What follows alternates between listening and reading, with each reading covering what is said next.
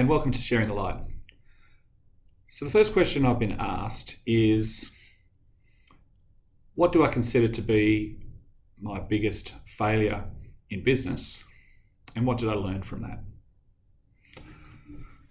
Certainly a little bit of a challenging question and something to reflect on, and I think as an entrepreneur you're always having setbacks and challenges, but most of the time I view those setbacks as just opportunities to learn and to step forward and be better than where we were before.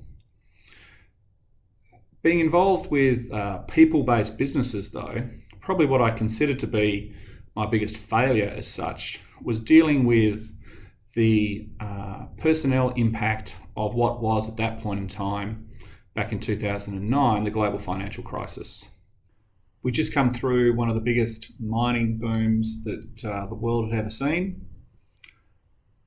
The phone just kept ringing through that time and everything that I touched just turned to gold. Actually, in essence, I felt business was so easy and didn't really understand why people found it challenging not to do well and not to make easy money in the market. But the global financial crisis came around and slapped the business pretty hard, and what was working for me didn't seem to work anymore. And of course, I wanted to look after the staff.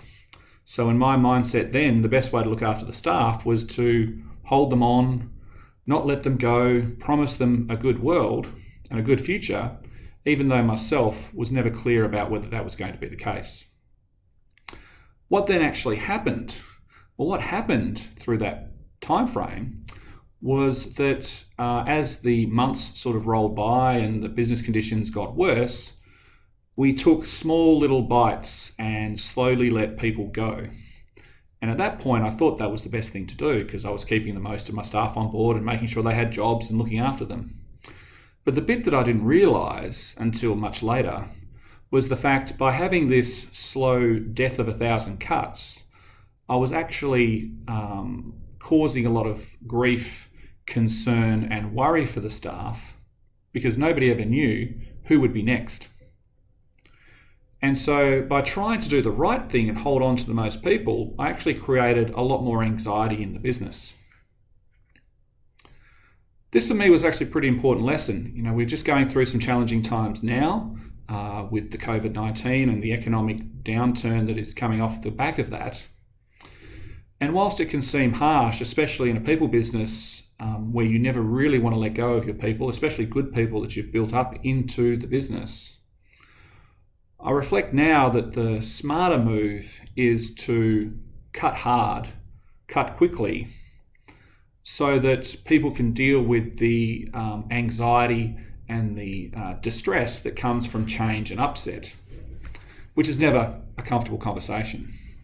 But hopefully, if it's done well and done in the right way, not only can you get the staff to leave with a good feeling, as best it can be when they lose their job, but also more importantly, the core of what your business is that you stay with will actually recognise and realise that that's it. We're all done, we're all safe, and we can get back to just focusing on where the world is and how to go forward. So for me, my biggest failure has been not recognising some of the impact that decisions that I make have on people's psyches. And I think as a leader, it's important to remember that not only are you inspiring and influencing people in good times, but actually you need to make decisive and quick decisions in bad times to then allow people to move forward and deal with change. So that's it for this little episode. If you have any more questions or challenges for me, please don't hesitate to put them in the comments section and let me know. And I look forward to hopefully sharing a little bit of my failings going forward in the future in the next episodes. I'm David Sauberts. All my best.